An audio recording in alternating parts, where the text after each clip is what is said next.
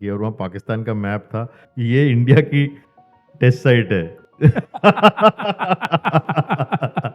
कि हम अपने रेंज पे जाके टेस्ट नहीं करते, हम एक्चुअल टेस्ट करते हैं आईएसआई चीफ को उन्होंने अगर एनएसए बना दिया है, that is a way of the army controlling बिल्कुल the political Scenario. Thought and the Yes. Scenario and the cabinet.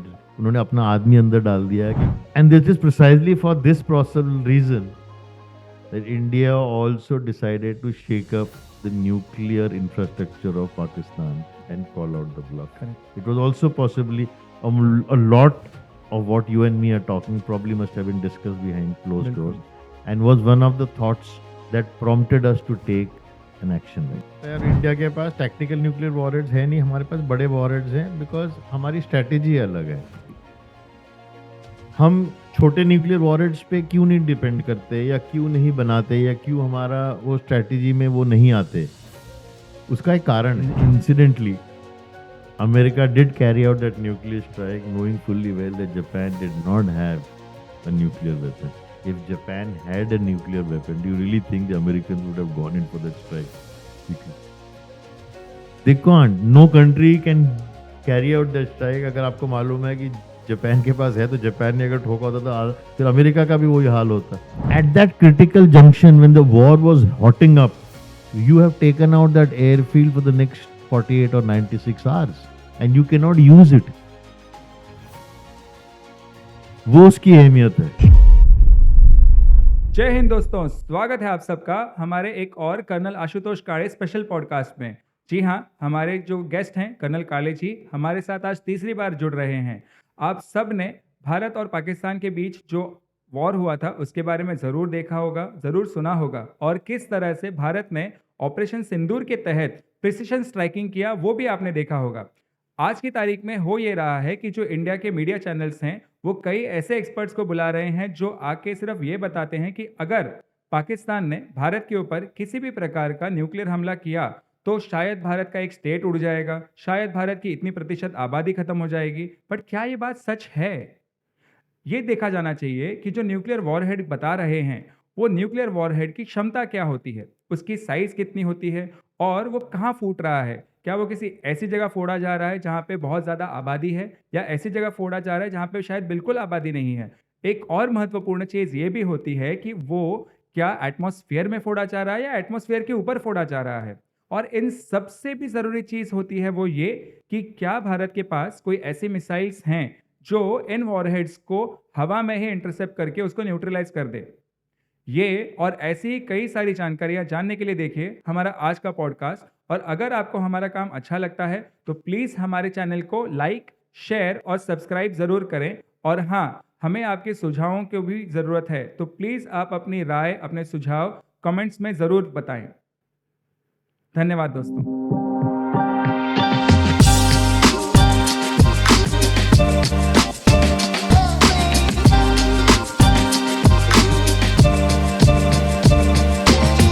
नमस्ते सर। नमस्ते एंड जय हिंद प्रतीक। जय हिंद सर, बहुत बहुत धन्यवाद, आप फिर एक बार हमारे पॉडकास्ट पे सहभागी हुए इसके लिए। मेरे को भी बहुत अच्छा लगता है आपके यहाँ आके आपसे बात करने के लिए और आपके श्रोताओं से बात करते हुए। मेरे को एक गर्व सा महसूस होता है। Thank you. जैसे हम लोगों ने पिछले पॉडकास्ट में बात की थी कि इंडिया ने उस समय ऑपरेशन सिंदूर नहीं किया था। अभी पूरी दुनिया जानती है और दुनिया ने हमारा लोहा भी माना है कि हमने बहुत प्रिसीजन स्ट्राइकिंग करके दिखाया है ऑपरेशन सिंदूर में, और ये ख़त्म नहीं हुआ है। सबसे इम्पोर्टेंट चीज़ कि ऑपरेशन सिंदूर आज भी चल रहा है।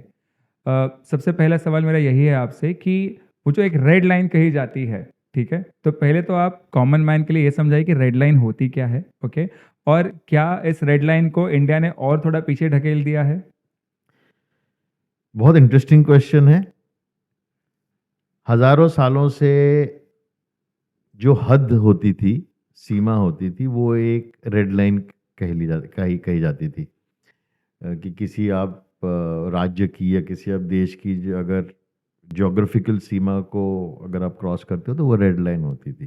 जैसे पुराने ज़माने में किले की दीवार एक रेड लाइन होती थी, जो किले का दरवाज़ा होता था वो एक रेड लाइन होती थी, या अगर दुश्मन की या अपनी तोपें या फौज एक हद तक नष्ट हो जाए तो वो एक रेड लाइन होती थी। तब उस टाइम राजा या उनकी पत्नी ये सोचती थी कि अभी या तो सती जाएंगे या लड़ जाएंगे। लड़ के मरेंगे, जी। तो वो एक रेड लाइन होती थी और उस टाइम आर या पार का सवाल होता था।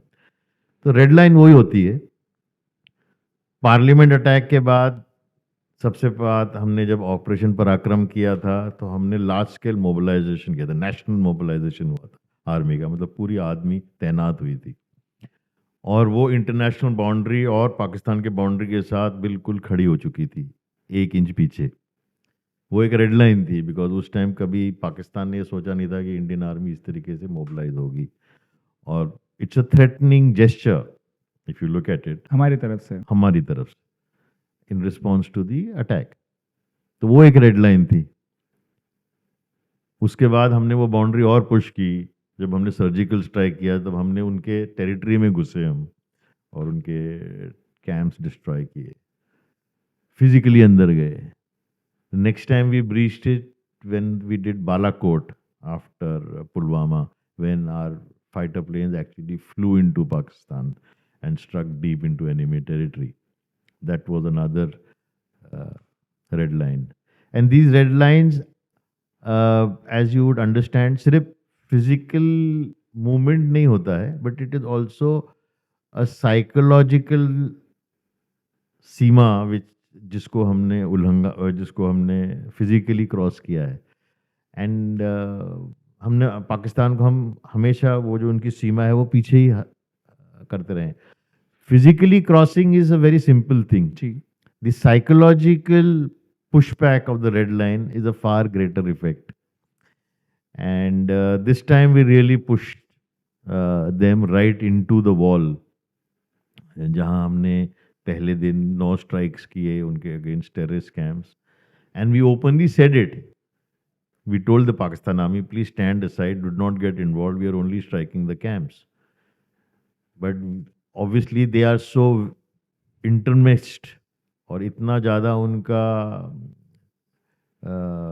एक रिलेशनशिप है, स्ट्रॉन्ग रिलेशनशिप है कि they could not have stood aside.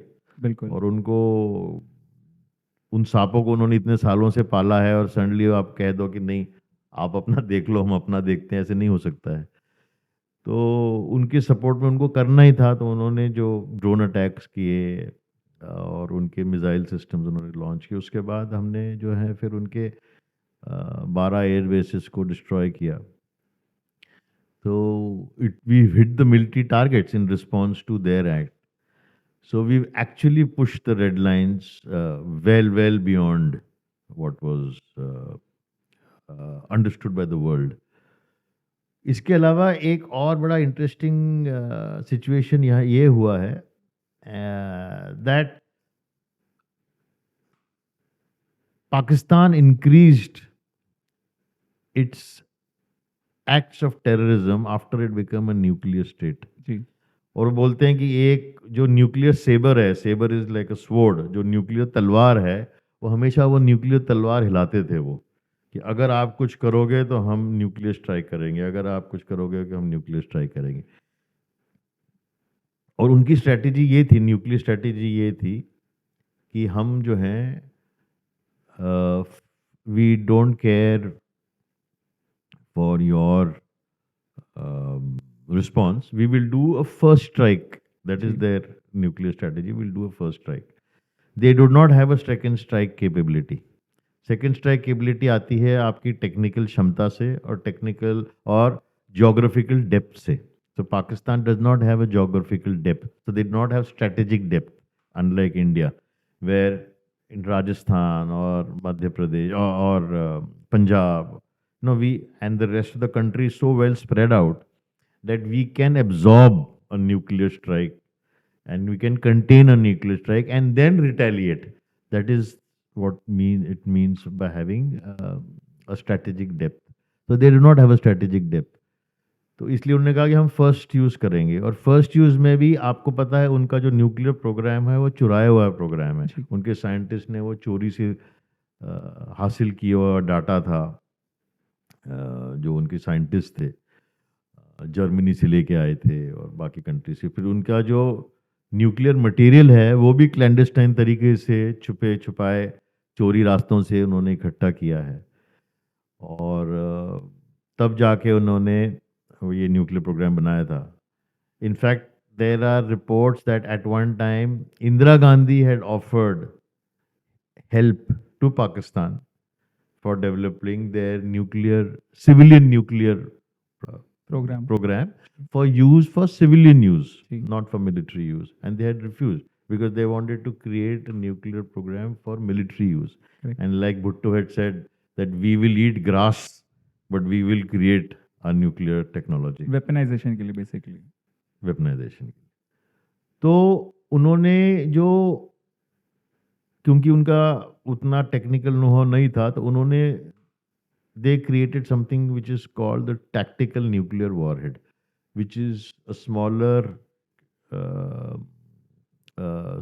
megaton or smaller tonnage ka nuclear warhead, which can be used in a very limited way, and it can also be used in your own territory. The concept is that it can also be used in your own territory because it has got a limited damage. क्योंकि छोटा वॉरेड होता है, तो अगर आपका एक brigade size force आपने launch कर दिया पाकिस्तान के अंदर और आपने उनके कुछ स्ट्रेटेजिक या टैक्टिकल ऑब्जेक्टिव्स आपने कैप्चर कर लिए, तो उनको नष्ट करने के लिए या डिस्ट्रॉय करने के लिए वो टैक्टिकल न्यूक्लियर वॉरहेड इस्तेमाल करेंगे। Tactical nuclear warheads and first use are also done by countries which are numerically inferior to the opposing. अगर आपके पास उतनी फौज नहीं है, उतनी क्षमता नहीं है, टेक्निकल एक्सपर्टीज नहीं है, like India far outweighs Pakistan in terms of numerological strength and technical expertise. Technology wise, we are far ahead of them, and in numbers, we are far ahead of them. आप चाहे कोई भी Indian army का दस्ता देख लीजिए, चाहे वो आर्मर्ड कोर है, चाहे इन्फेंट्री है, चाहे एयर डिफेंस है, चाहे आर्टिलरी है, तो we are far ahead of them. Similarly is the case with the Navy and the Air Force. In fact, Navy is hands down. They still have a brown water Navy. We have a blue water Navy. We have 2 aircraft carriers today. They do not have a single aircraft carrier. Our fighter capabilities, we are almost double their aircraft capabilities. And air defense, of course, we will talk, and you have seen how potent we are. So any country which is numerically inferior and technologically inferior, how will they make up that shortfall? That shortfall is made up through the use of nuclear technology. ये एक ताकत है जिससे हम इनकी बराबरी कर सकते हैं. और दूसरा है use of which something that they have been calling for so many years, the non-state actors. कि हम इन टेररिस्ट को यूज करेंगे और हम न्यूक्लियर टेक्नोलॉजी का थ्रेट देंगे, इससे हम इंडिया की बराबरी कर पाएंगे militarily. That is what has been their stance. So, I think this time we also, जो उनका ब्लफ था, जो हमको डराते थे जिससे कि हम ये न्यूक्लियर यूज करेंगे, हमने उनकी उस न्यूक्लियर टेक्नोलॉजी की और उसकी न्यूक्लियर कैपेबिलिटी की ही पीठ तोड़ दी. करेक्ट. और ऐसी सिचुएशन तैयार कर दी कि they are not in a position to use that nuclear technology itself. I don't know whether we completely kind of put that nuclear program 20 years or 15 years back. We could have also. But that is the red line that India breached and pushed them psychologically and pushed them so badly that I think the present state of the leadership, the present state of the Pakistani army and the Air Force will continue to have nightmares for the next 15 to 20 years. It's not so easy to wipe out these memories. और एक डर के साथ सोएंगे और एक डर के साथ उठेंगे और शायद उनके बच्चों को भी वो कहानियां बताएं अगले 20 साल तक. डर का माहौल तो मैं ज़रूर मानता हूं कि उनके पास हो रहा है फिलहाल, क्योंकि इंडिया ने एक और जो प्रिसिशन स्ट्राइकिंग की है वो महज 20 माइल्स उनके पीएमओ से की है, प्राइम मिनिस्टर्स हाउस से की है. सो ये एक तरीके का वार्निंग साइन था कि अगर हम यहाँ तक आ सकते हैं तो 20 मील हमारे लिए कुछ भी नहीं है. अगली बार आप फिर कुछ गलत करेंगे तो आ ही जाएंगे. बिल्कुल, हमने जो स्ट्राइक्स की हैं जो हिंदी में कहते हैं कि उस आग की आंच उन तक पहुंची है, आग नहीं पहुंची पर आंच जरूर आई है। डेफिनेटली, और वो एक बहुत बड़ा मैसेज है, बहुत बड़ा मैसेज है। I agree. आपने जो न्यूक्लियर वॉरहेड्स की बात की, उसमें मुझे एक चीज़ समझनी है। हम एक ऐसे देश के सामने खड़े हैं जिसकी जो न्यूक्लियर स्ट्रैटेजी है वो डिफाइंड नहीं है ऑन पेपर्स। इंडिया की न्यूक्लियर स्ट्रैटेजी क्लियरली डिफाइंड है कि नो फर्स्ट स्ट्राइक, जबकि उनके पास ऐसा कुछ भी लिखित में नहीं है। ओके, जैसा आपने कहा कि दे विल स्ट्राइक फर्स्ट, मैं ये समझना चाहता हूँ कि अगर ऐसा कोई सिचुएशन आता है जहाँ पे ये वॉर जो है वो बलिस्टिक से आगे एस्केलेट होते हुए उस मोड़ पे आके खड़ा हो जाए कि जहाँ पे शायद न्यूक्लियर वॉरहेड्स इस्तेमाल करने की नौबत आ जाए, तो क्या आपको लगता है कि वहाँ से उसको डी एस्केलेट करना आसान होगा या फिर वो दिन आ ही जाएगा? देखो, हमारी जो पॉलिसी है वो तो बहुत क्लियर है that we will not do a first strike. first strike, we will do a second strike because of the size and because of the national, international stature that India has. We said we will not do a first strike, we will do a we will do a second strike. And because we also have the capacity to absorb a nuclear strike and yet strike back, हमारी we will not be annihilated, या हमारी कमर नहीं टूटेगी। हम strike, इतनी हमारे में क्षमता है, इतनी हमारे में ताकत है कि हम इसको एब्जॉर्ब करें और दोबारा स्ट्राइक करें। Of course there is also a thought going on today that we also want to amend our nuclear policy by saying that you don't have to strike us, but even if you are carrying out preparations for the nuclear strike, and if we get to know, it is as good as you almost doing the nuclear strike, and we will still strike. So there is that slight change which is probably on the anvil, और शायद कुछ दिनों में वो शायद amendment आ जाए nuclear doctrine में हमारे, दैट अगर आप अपने न्यूक्लियर वॉरेट्स को तैयार भी कर रहे हो, which mean that you are likely to strike us, we will still strike you back, you don't have to physically strike us. Because we also have the capability today for carrying out that kind of surveillance, correct. and looking over you and understanding what you're trying to do. As far as Pakistan goes, you're right. There a clear cut mechanism या एक clear cut body नहीं है जो decide करेगी कि वो nuclear strike कब किया जाए और किस हालात में किया जाए, and who's responsible for it. Normally in any country एक न्यूक्लियर स्ट्राइक का जो डिसीजन होता है वो एक पॉलिटिको मिलिट्री डिसीजन होता है. It's not purely, it's never a military decision, it is always a political decision, because इसके बहुत ज़्यादा deep rooted fallouts होते हैं, political fallouts.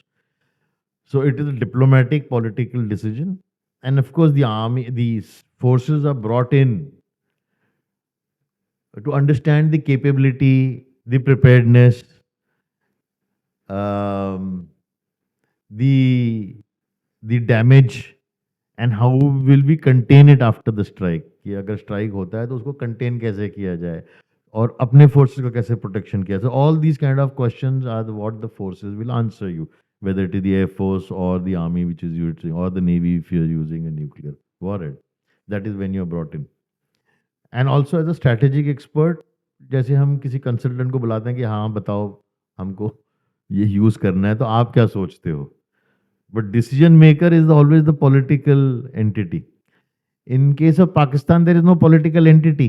हेडलेस चिकन की तरह। बिल्कुल, there is no political entity. The entire country is governed de facto by the head of the army. तो ये कहना मुश्किल है कि वो डिसीजन मेकिंग बॉडी है क्यों, कैसी, और कौन करेगा और कैसे करेगा.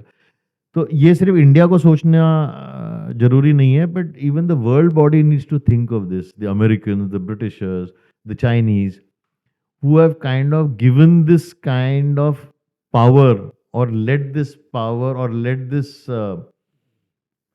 this poison proliferate in Pakistan without a proper legal legitimate control. जैसे कि हमारे जो डिफेंस मिनिस्टर उन्होंने भी अभी कुछ दिन पहले कहा था कि आपने एक रोग नेशन के हाथ में एक गलत चीज़ थमा दी है। बिल्कुल. जैसे फॉर एग्जाम्पल एक टाइम पे जब रशिया टूट रहा था, जब उसका विभाजन हो रहा था, सो जो न्यूक्लियर वॉरहेड्स थे, including weapons and other technologies, there was a scare in the world that they have gone into the smaller nations and nations who cannot handle that kind of power power. The Central Asian Republics थे, काफ़ी सारे रोग Nations थे, तो उनका ऐसा लग रहा था कि ये काफ़ी टेररिस्ट ऑर्गेनाइजेशंस के पास भी ये आ गए हैं. और certainly there was a case where at least if not the complete nuclear warhead, but at least the dirty bombs had probably reached certain terrorist organizations, and it was a major concern for the world, especially after 26/11 वगैरह, कि अगर ऐसा कोई America पे या Europe पे bomb होता है तो it will be very difficult, because they don't come under any control, right? You can not जी एक्सरसाइज कंट्रोल ओवर इट. तो कैसे यूज करेंगे, क्या यूज करेंगे, कुछ पता नहीं था उसके बारे में. That way, tactical nuclear warheads are very dangerous because it can be used in a limited way. बड़े वॉरहेड के लिए तो आपको कैपेबिलिटी चाहिए होती है, लॉन्चिंग प्लेटफॉर्म्स चाहिए होते हैं, स्टोरेज प्लेटफॉर्म्स चाहिए होते हैं. But tactical nuclear warhead, since it is much smaller, it can always be handled by someone रोग. तो एक डर था. आज पाकिस्तान के साथ भी मुझे लगता है कि पूरी दुनिया को वो डर लगना चाहिए कि इनके पास एक हेडलेस चिकन है और इनका सिर नहीं है, इनकी सोच विचार ठीक नहीं है, तो इनको वो कैपेबिलिटी इनके पास रहनी चाहिए या नहीं रहनी चाहिए, या इनसे वापस ले लेनी चाहिए वो. एक और जो इम्पोर्टेंट चीज़ मैंने नोटिस की थी इस सब को स्टडी करते दरमियान, वो ये थी कि उन्होंने रिसेंटली जो आईएसआई चीफ है उनको ही उन्होंने एनएसए भी बना दिया है. तो Right. अब तो ये और ज़्यादा खतरनाक हो चुका है. खैर, सी दैट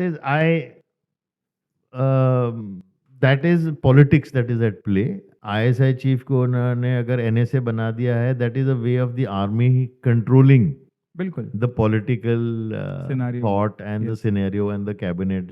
उन्होंने अपना आदमी अंदर डाल दिया है कि कल अगर नेगोशिएशंस होते हैं, जैसे फॉर एग्जांपल इंडिया के साथ नेगोशिएशंस होते हैं या कोई फॉरेन कंट्री के साथ नेगोशिएशंस होते हैं, तो if the NSA is there, he is part of the political setup. जी Technically, the chief of the ISI is controlling so many resources, but he is not inside the cabinet, right? He is not sitting next to the prime minister. The NSA is sitting next to the prime minister, so he can influence the prime minister. जी So you have greater control. So that is from that perspective that probably the army has placed him over there. But yes, it is a dangerous twist to the game, political game that is happening in Pakistan. And this is precisely for this possible reason that India also decided to shake up the nuclear infrastructure of Pakistan and call out the bluff. Correct. It was also possibly a lot of what you and me are talking probably must have been discussed behind closed doors, बिल्कुल. and was one of the thoughts that prompted us to take an action like this. आपने इतने बढ़िया तरीके से explain किया nuclear warheads के बारे में. इसमें एक और चीज़ जो मैं समझना चाहता हूँ वो ये है, मीडिया हाउसेस में जितने भी एक्सपर्ट्स आते हैं वो सिर्फ ये बोलते हैं कि अगर न्यूक्लियर वॉरहेड फूटेगा इंडिया के ऊपर तो मध्य प्रदेश तक भारत खाली हो जाएगा. वो ये नहीं बताते हैं कि जो वॉरहेड्स होते हैं न्यूक्लियर वॉरहेड्स वो अलग अलग कैटेगरीज के होते हैं. ओके, अलग अलग क्वांटिटीज़ के होते हैं. कहाँ फूटेगा इसके ऊपर भी निर्भर करता है. ज़मीन से कितना ऊपर, मतलब अगर एटमॉस्फेयर में फूटेगा, एटमॉस्फेयर के ऊपर इंटरसेप्ट होगा तो क्या होगा. तो आई वुड रिक्वेस्ट कि आप इन सारे पहलुओं को थोड़ा और विस्तार से बताइए. देखो, जैसे आपने बोला न्यूक्लियर वॉरहेड्स की कैटेगरीज होती है. जी सबसे लोएस्ट लेवल पे टैक्टिकल न्यूक्लियर वॉरहेड्स होते हैं जो कम क्षमता के होते हैं, जो कि अभी हमारे नेबर के पास जो हैं. नेबर के पास हैं, थे. और उसके ऊपर फिर मेगाटन बढ़ता रहता है. और इंडिया के पास टैक्टिकल न्यूक्लियर वॉरहेड्स है नहीं, हमारे पास बड़े वॉरहेड्स हैं, बिकॉज हमारी स्ट्रैटेजी अलग है. हम छोटे न्यूक्लियर वॉरहेड्स पे क्यों नहीं डिपेंड करते, या क्यों नहीं बनाते, या क्यों हमारा वो स्ट्रैटेजी में वो नहीं आते, उसका एक कारण है. उसका कारण ये है कि हम ये बोलते हैं कि हम पहला यूज़ नहीं करेंगे. हमारी जो सिक्योर्ड आर्म फोर्सेस है उसमें इतनी क्षमता है कि वो कन्वेंशनल वॉर लड़ सकती है. बिल्कुल. और कन्वेंशनल वॉर लड़ते हुए हम लड़ाई को अवघात को, कैजुअलिटीज को, लाइव्स को कंट्रोल में रख सकते हैं। हमारी जो टारगेट्स हैं वो मिलिट्री टारगेट्स रहेंगे और हम आपकी फौज को घात लगाएंगे, सिर्फ फौज को घात लगाएंगे, सिविलियन एरियाज को हम नष्ट या डिस्ट्रॉय नहीं करेंगे। वो ही हमारी फिलॉसफी रही है and it's a very clean national strategy.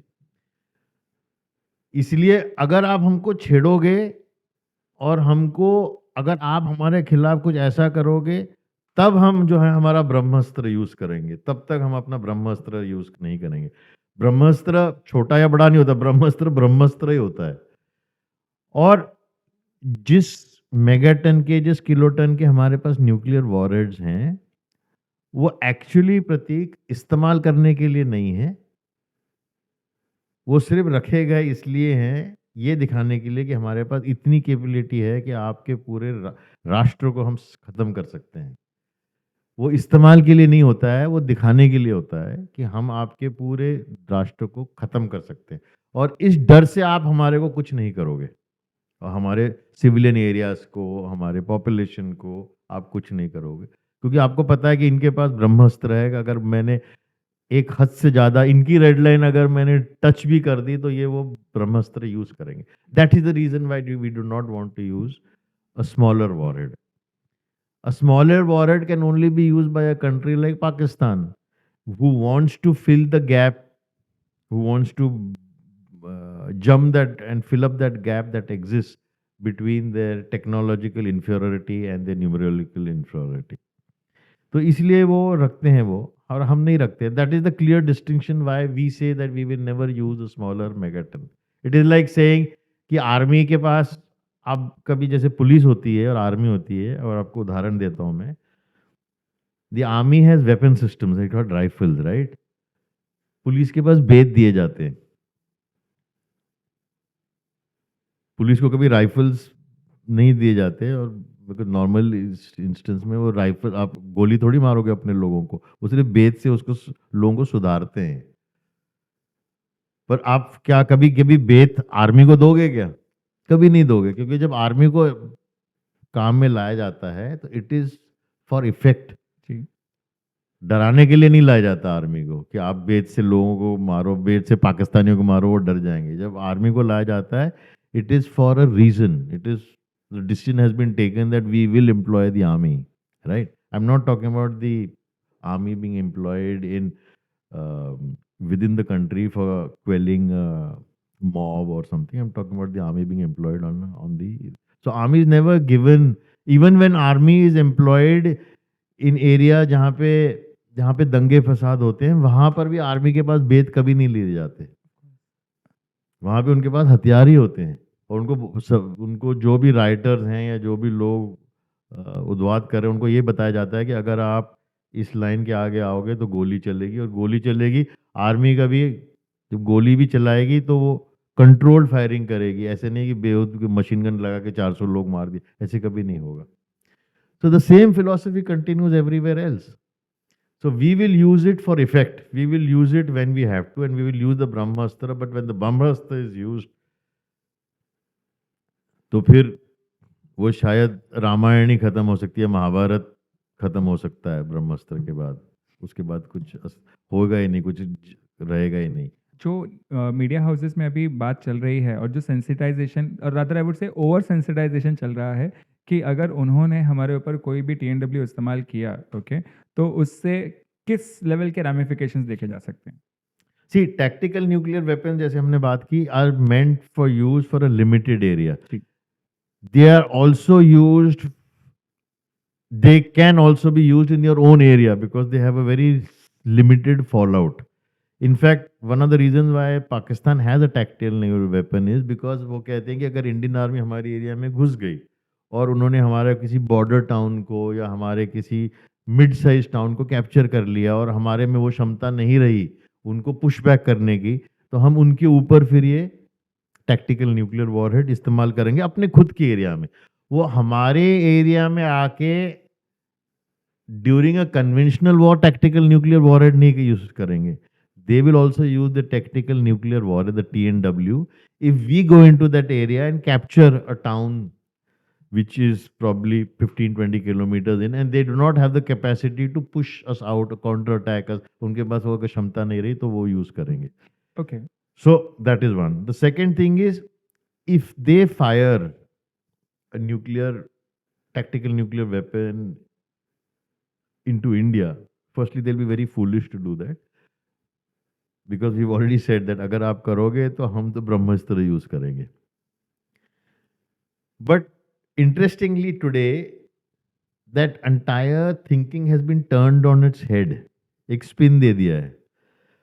देखिए हमारा जो एयर डिफेंस सिस्टम है today has come of age, and today we are one of the only countries in the world which supposedly has an impregnable air defense system. An air defense system consists basically of two components: the defensive component and the offensive component. The defensive component is your early warning radars. The defensive component is your command and control mechanism, the IACC, which is one of the most advanced the systems in the world, which controls the complete air defense battlefield, which gives a transparency to the battlefield. तो हमारा जो IACC है, जो जिसका full form होता है Indian air command control system. Now that incorporates everything, the offensive and the defensive capability.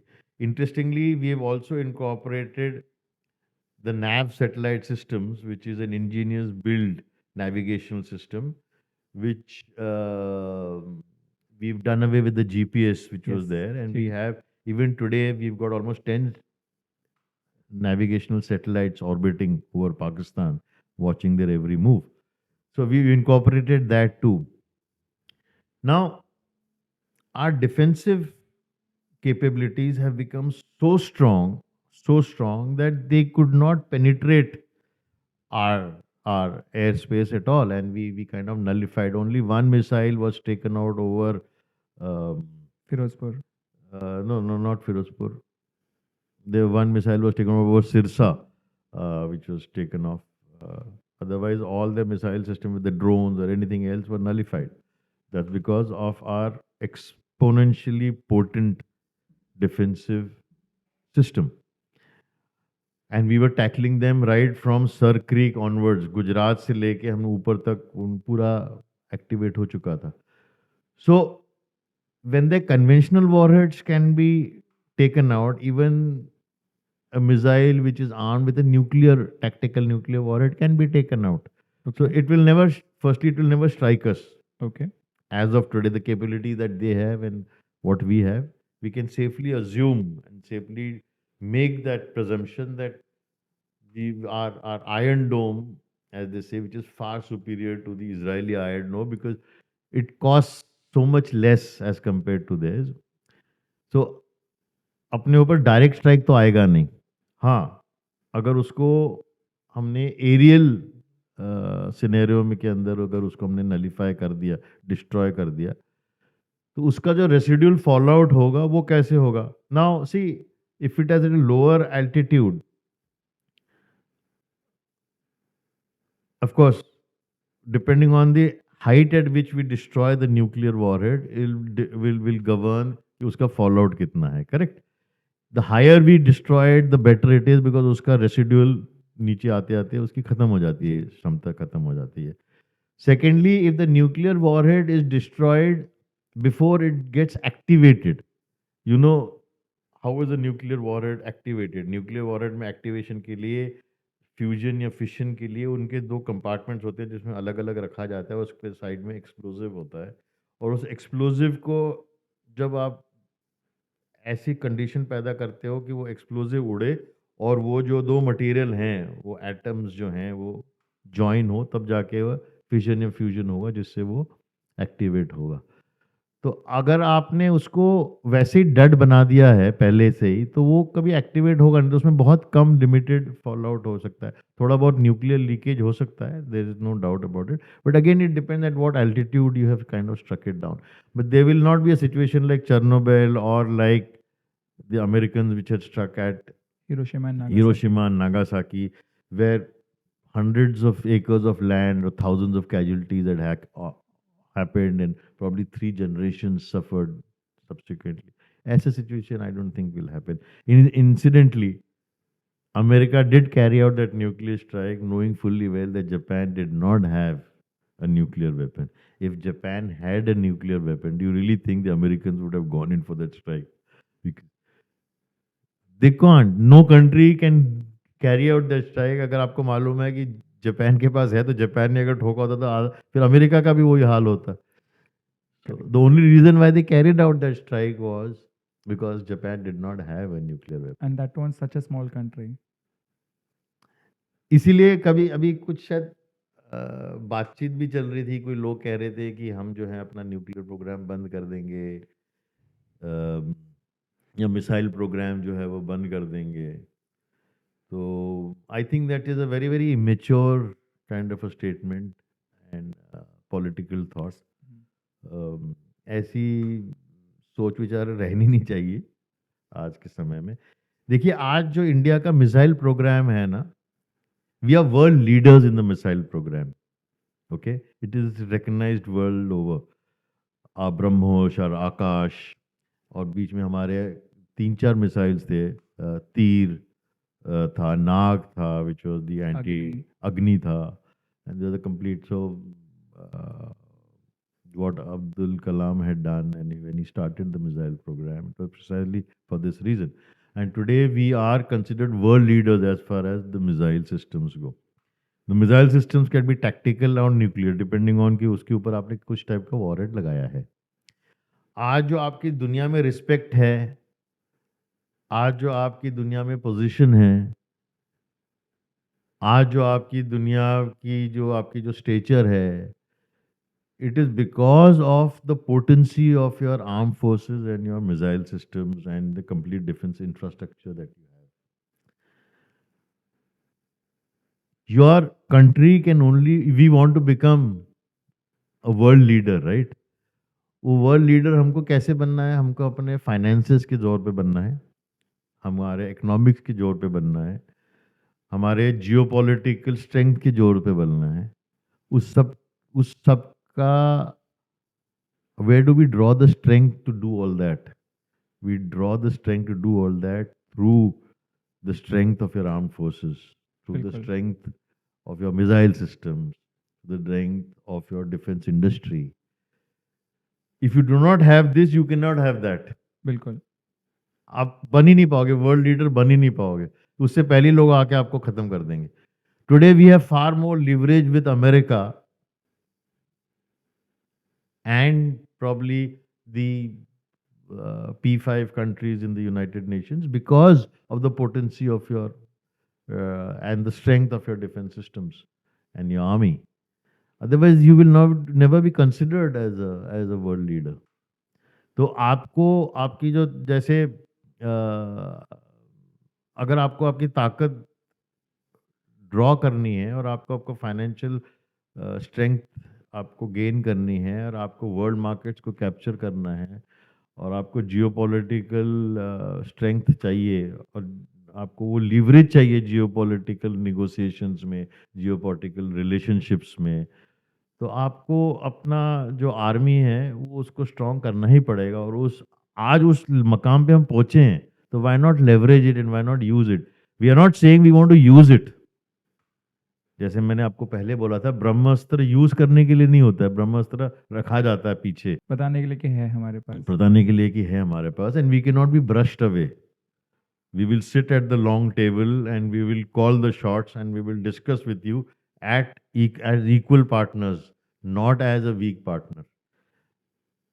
So that strength give that the army, the defense structure gives you that strength to leverage your capabilities to achieve your financial goals, to achieve your diplomatic goals, to achieve your geopolitical goals.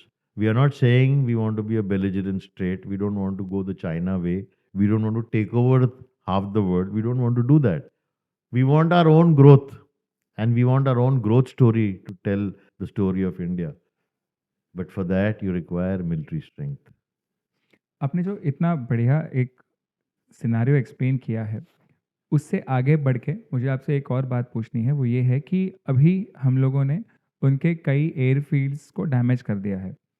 अगर ऐसा मान लें कि with in 1 months time, okay, वो उनको repair कर पाते हैं, तो क्या हम ये कह सकते हैं कि वापस कुछ उनकी तरफ से होगा? बिकॉज़ भले ही जो सीज़ फायर है, उसके लिए पहली कॉल उनकी तरफ से आई थी हमारे डीजीएमओ को, बट 3 घंटे के बाद भी उन्होंने उस सीज़ फायर को वापस उल्लंघन करना शुरू कर दिया था, जो हमारी मीडिया ने बहुत अच्छे से कैप्चर भी किया है, ओके?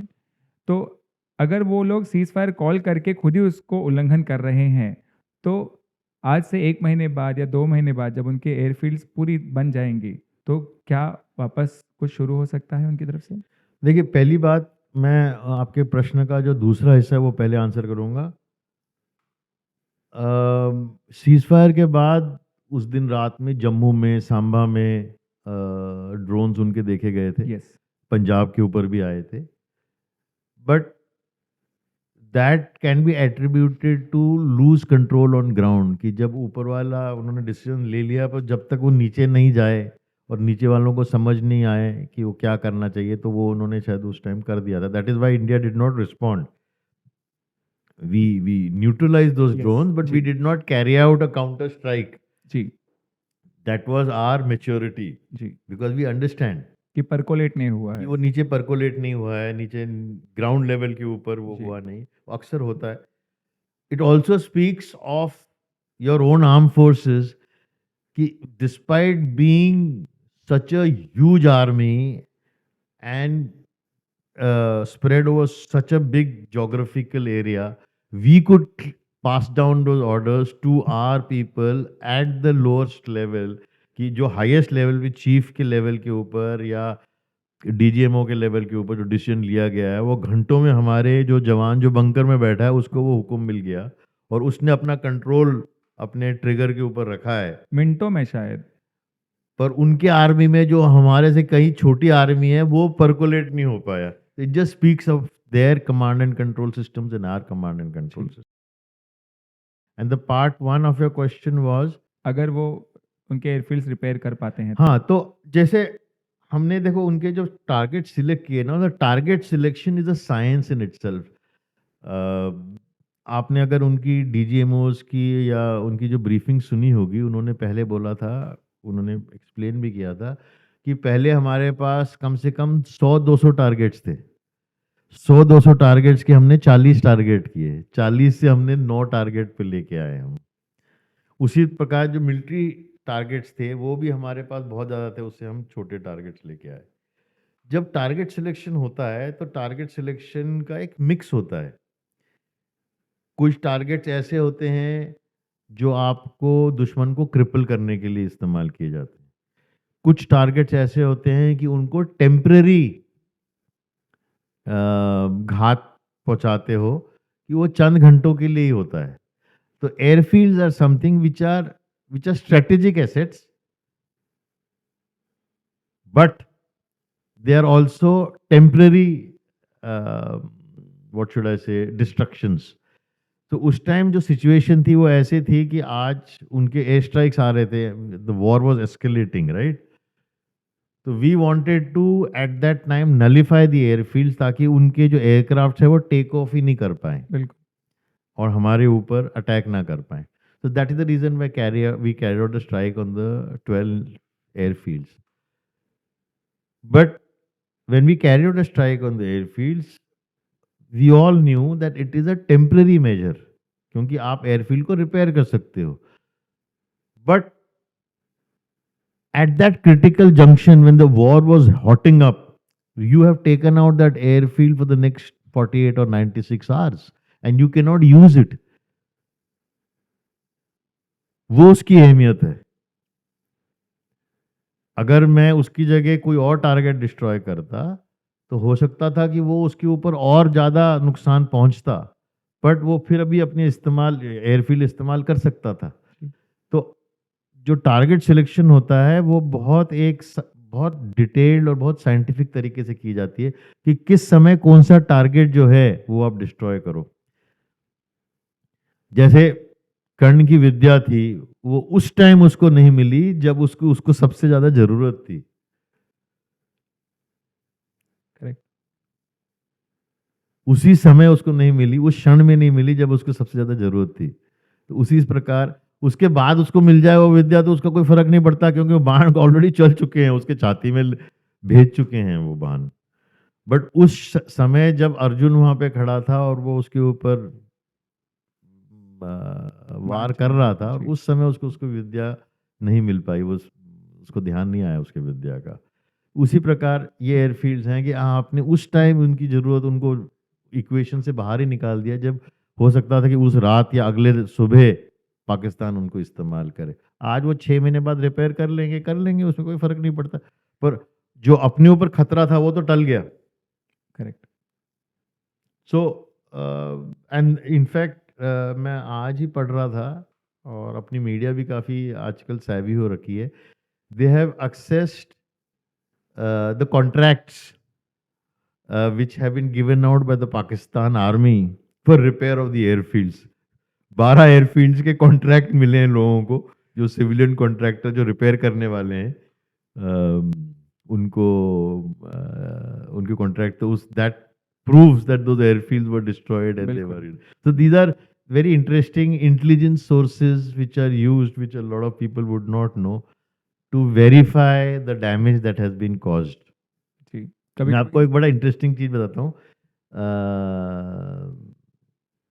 हम लोग ना जैसे अपने इंटेलिजेंस एजेंसीज हैं, कभी कभी आइडेंटिफाई करते हैं कि दूसरी हमारे अपोजिट कौन से यूनिट्स हैं। कौन सी यूनिट है, क्या 35 फ्रंटियर फोर्स है, 15 पंजाब है। तो अगर किसी को वो टास्क दिया जाता है किसी एजेंट को कि जाके आप कंफर्म करो, तो वो आके बोलेगा कि हाँ सब वहाँ पे हमारे अपोजिट में फलानी जगह पे मराला हेड्सवर्ड के ऊपर 15 पंजाब है पाकिस्तान की। वो कंफर्म कैसे होगा? कोई यूनिट अपना वो नेम प्लेट तो लगाएगी नहीं है। तो फौज के ना कैंटीन होते हैं और उसके ऊपर बिल होता है। तो वो क्या करेगा, गांव वाला बन के जाके उस वहां से एक टूथपेस्ट लेके आ जाएगा 15 पंजाब के कैंटीन से, 15 पंजाब के कैंटीन के ऊपर, और वो लाके वो दिखाएगा कि 15 पंजाब का ही टूथपेस्ट मैंने खरीदा था। Wow. So these are such innovative techniques of finding out or confirming the identity of a unit. Wonderful. And which is very very novel and very no, I mean अगर आपके जेब में वो पर्ची है, अगर आपको किसी ने पकड़ भी लिया, बोले हाँ साहब मैंने टूथपेस्ट लिया था, उसकी उसका बिल है, तो आपको पकड़ भी नहीं सकता। But it carries so much of weight. It and carries so much of information, weight yes. and information. Very clever. आपने उनके जो न्यूक्लियर वॉरहेड्स हैं उनके बारे में बहुत बढ़िया तरीके से एक्सप्लेन किया, आपने उनकी आर्मी के बारे में बहुत बढ़िया तरीके से एक्सप्लेन किया। पर एक और चीज़ जो मैं आपसे जानना चाहता हूँ वो ये है कि उनकी नेवी और उनकी जो एयरफोर्स है उसकी कैपेबिलिटीज़ क्या हैं। मैं ये क्यों पूछ रहा हूँ, क्योंकि उनके जो पॉलिटिशियंस हैं उनको एक बहुत बुरी आदत लगी हुई है, कुछ भी हो जाएगा तो उनका एक ही स्टेटमेंट होता है, हम तो न्यूक्लियर स्टेट हैं। बट ये नहीं समझते हैं कि सिर्फ वो TNW होने से ही सब कुछ नहीं होने वाला है। वैसे आज अभी कुछ दिनों से वो हम हमारे न्यूक्लियर हेड्स इंडिया की तरफ घुमाए हुए हैं। घुमा के रखे हुए हैं, वो ऐसी बातें बंद हो गई हैं बिल्कुल ही, अगर आपने देखा होगा। जी। मैं आपको बड़े एक इंटरेस्टिंग बात बताता हूँ। और मैं ना यूनाइटेड नेशंस में था एक समय, जी। And I was sector commander leading my battalion in the Horn of Africa, in Eritrea, Ethiopia. और वहाँ पे ना बहुत ज़्यादा पायरेसी होती थी उन दिनों में, रेड सी में ओके। बहुत ज़्यादा पायरेसी होती थी।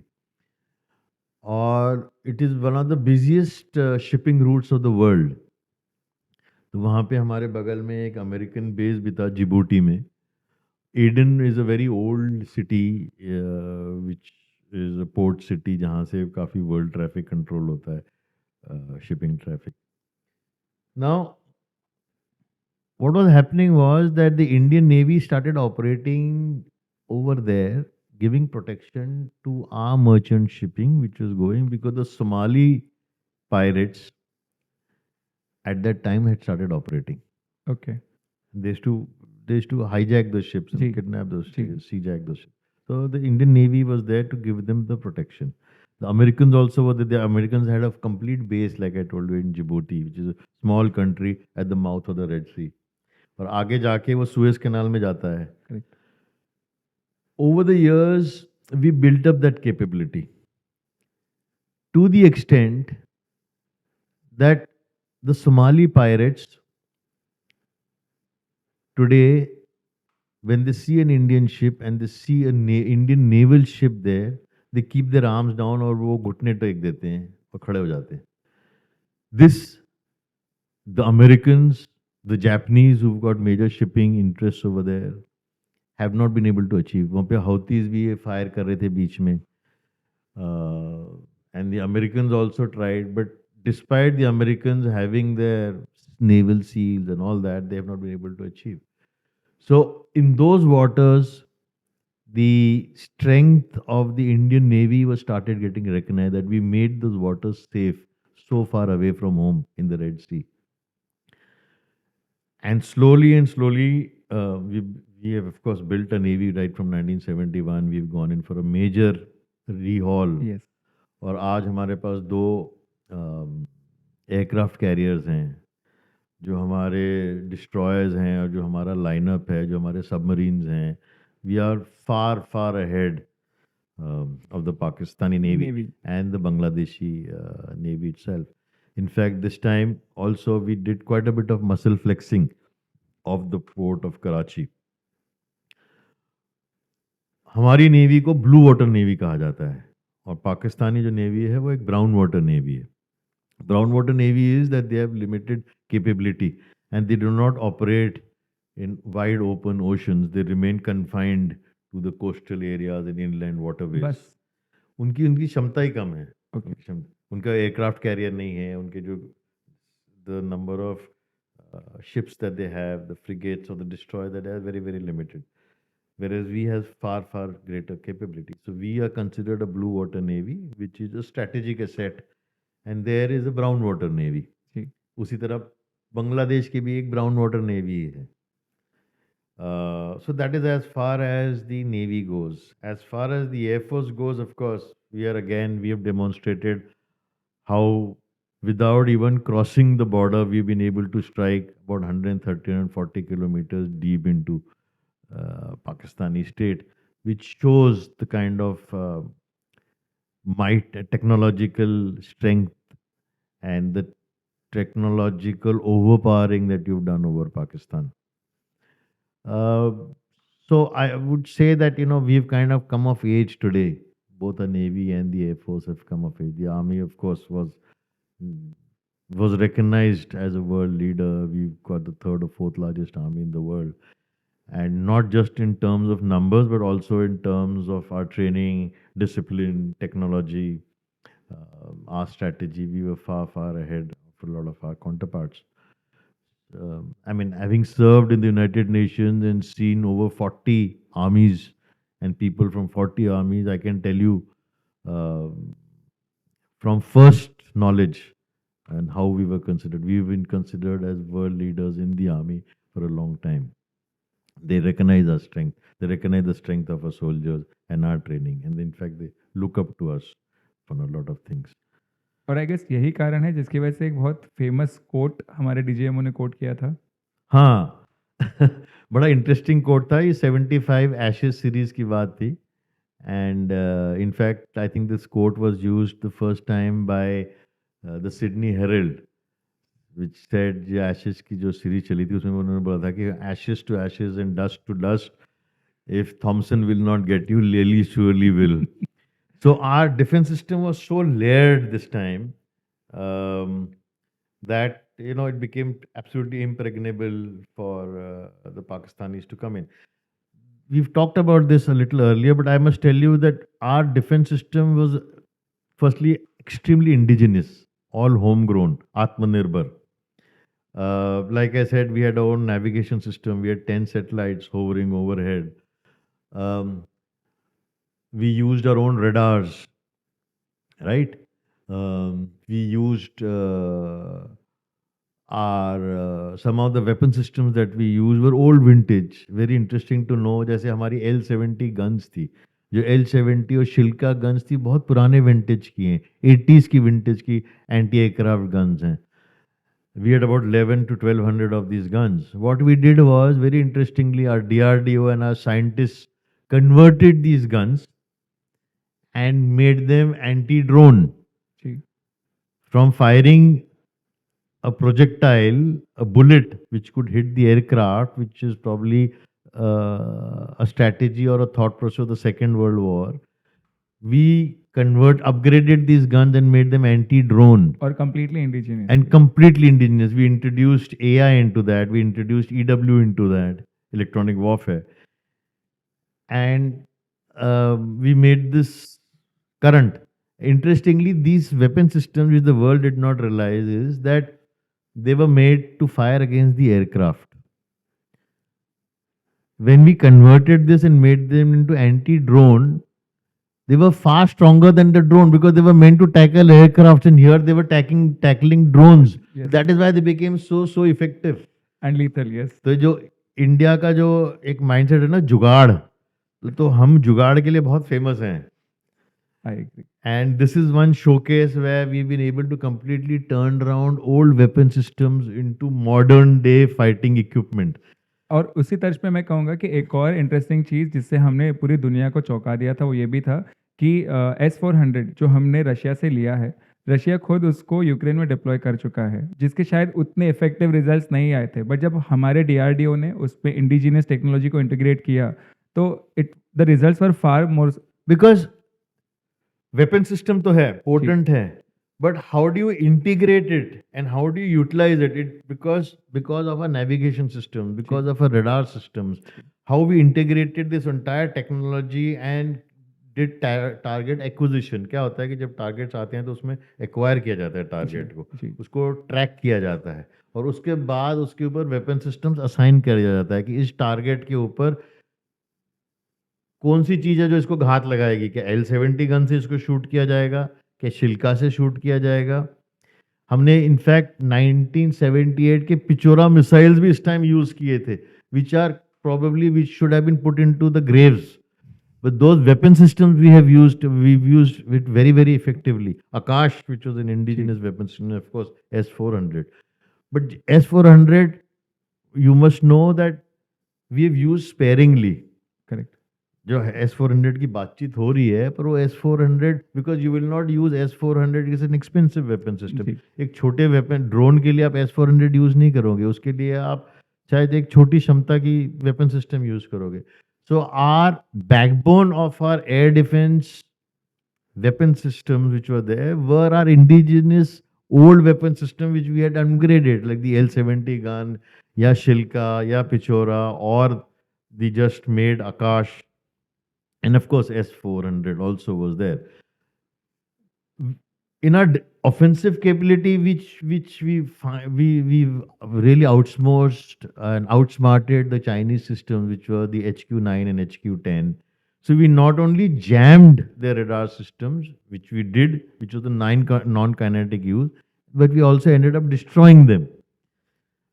Which was amazing because we've not only jammed them, we've also destroyed them. So kinetic and non-kinetic use has been made. And of course, there are other missile systems like the Hatafs and all that we completely negated. I think that is what created absolute fear psychosis. क्योंकि आपको और देशवासियों को ये समझना होगा कि हम लड़ाई तो पाकिस्तान से लड़ रहे थे, पर इस लड़ाई में प्रॉक्सी वॉर चाइना की थी. और चाइना के साथ हम एक प्रॉक्सी वॉर लड़ रहे थे because the entire air defence system was based on the Chinese model. Their entire networking was on the Chinese model. और वो Chinese model ही fail हो गया. Correct. In fact, there were also American radars and early warning systems which were used, which were deployed at the Jacobabad airfield and their nuclear facility over there, the Chagai Hills. वहाँ पे इस्तेमाल हुए थे, तो उन तक को fail कर दिए हमने. And that is the military and the technological might of India. We don't stand on minarets और हम जोर से हम लाउड स्पीकर में नहीं बोलते. We quietly work in the dead of the night and achieve our aims and become the military power that we have to. उससे आगे बढ़ते हुए हम लोगों ने ये जो भी अभी किया है, सो क्या हो रहा था, एक तो हम लोगों ने वॉर लड़ा एक कंट्री के साथ, एक प्रॉक्सी वॉर लड़ा एक और कंट्री के साथ, बट पैरेलली हम लोग वर्ल्ड को कुछ और शोकेस भी कर रहे थे। हमारा माइट शोकेस कर रहे थे, हमारा टेक्नोलॉजी शोकेस कर रहे थे, हमारा ब्रेन शोकेस कर रहे थे। ओके, मैं ये क्यों कह रहा हूँ, आपने जो पिछले पिछले पॉडकास्ट में कहा था कि इंडिया एक बहुत बड़ा जियोपॉलिटिकल शिफ्ट लेके आने वाला है, तो आज ऑपरेशन सिंदूर जो हुआ है, अब तक जहां तक हुआ है, उसके नज़र उसको देखते हुए आप क्या देखते हैं कि इंडिया ने एशिया में किस लेवल का जियोपॉलिटिकल शिफ्ट क्रिएट किया है और ग्लोबल मैप पे किस लेवल का जियोपॉलिटिकल शिफ्ट क्रिएट किया है? So I was looking at one of the memes, and they said that, they showed the American nuclear test site, or their battle ranges where they do the weapon testing. उन्होंने बोला कि ये America की है, ये China की है, ये पाकिस्तान की है, और वहाँ पाकिस्तान का मैप था कि ये इंडिया की टेस्ट साइट है। कि हम अपने रेंज पे जाके टेस्ट नहीं करते, हम एक्चुअल टेस्ट करते हैं। And which is a fact, our entire air defence offensive capability has been tested in war on a global stage, and the world has seen what we have done, and there cannot be a better showcasing of our defense industry, the Atmanirbhar defense industry, जी. which the Prime Minister has been advocating. जी. There cannot be a better stage than this. बिल्कुल। आप अपने इलाके में जब test करते हो तो you are just putting out your own results and showing your own videos, but यहाँ तो दुनिया देख रही है कि आप कर क्या रहे हो लड़ाई के अंदर, इससे अच्छा शोकेस होगा नहीं। So we have done a geo strategical shift in the, there has been a geo, जैसे बोलते हैं ना टेक्टोनिक प्लेट शिफ्ट हुई हैं, वैसे दुनिया की टेक्टोनिक प्लेट शिफ्ट हुई हैं इस लड़ाई के बाद। Today the American president and the American government sees us in a very different light. We cannot be pushed around. In fact, if you read the latest reports, we've also introduced counter tariffs on Yes. steel, जी. which is a big step because we stood up to the American government and to the president of the American, to Donald Trump, and said that, we will do a counter because पूरी tariff. दुनिया में हमसे पैसे 2 ही countries ने पहले किया है। So that is because today you are a military might and you cannot be just pushed out. You have to be sitting at the long table today, and we've earned our right to sit at the table today. बिल्कुल। So our negotiations, diplomatic negotiations and our economic negotiations will come from a different strength altogether. Similarly, with China, now China's ball game is totally different. हमने इस लड़ाई में जितना शायद नुकसान China को किया है, उतना शायद नुकसान पाकिस्तान को भी नहीं किया है। जो वो अपने डिफेंस सिस्टम्स दुनिया को बेच रहे थे, दुनिया ने जब देखा कि उनके वेपन सिस्टम्स चल ही नहीं रहे हैं और हमारे जो वेपन सिस्टम्स हैं वो चल रहे हैं, हमारे जो ब्रह्मोस मिसाइल्स ने जिस प्रकार से पाकिस्तान के अंदर आतंक डाला है और जो प्रिसीजन बॉम्बिंग्स हमने किए हैं, आज कम से कम 11 मुल्क हैं जो हमारे दरवाजे पे खड़े हैं ब्रह्मोस मिसाइल लेने के लिए। आई एम सॉरी, आज सुबह तक 17 हो चुके हैं। 17 हो चुके हैं। We have opened a new facility in Lucknow to cater to this increased demand for the BrahMos missiles. The BrahMos missile today is probably the only missile system in the world where today there is not a technology which exists which can intercept it as of today. The liquid system that we have and the navigation system that we have, there is no system in the world today which can actually counter the missile system or kind of intercept it. So we've also introduced the NG BrahMos. I don't know if you've heard of that. The new generation BrahMos system has also been introduced as we are talking, which will be the upgraded version of BrahMos and take it to a greater range also. Now coming back to China. So the defense industry of China is completely being vanquished. They've taken a big dent. A lot of those orders are coming to India. China, for the first time, after Galwan, they have gone into a defensive. They have pulled out. You've not given them anything, but yet they have pulled out. Why have they pulled out? आज China के पास तकरीबन I think 11 core हैं, core headquarter, core आर्मीज हैं, जो theatre आर्मीज जो बोलते हैं वो नॉर्थ की तरफ रशिया की तरफ एक है, एक उनके कैपिटल में लगी हुई है, फिर उनके वेस्टर्न फ्लैंक में लगी हुई है, ईस्टर्न फ्लैंक में लगी हुई है, which is basically countering Taiwan, और बांग्लादेश की तरफ है, और फिर इंडिया की तरफ है.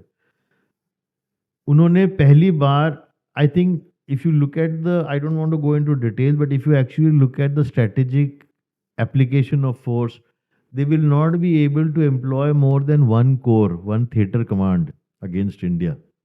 Whereas today we can employ two theater commands or two corps against Pakistan, against China.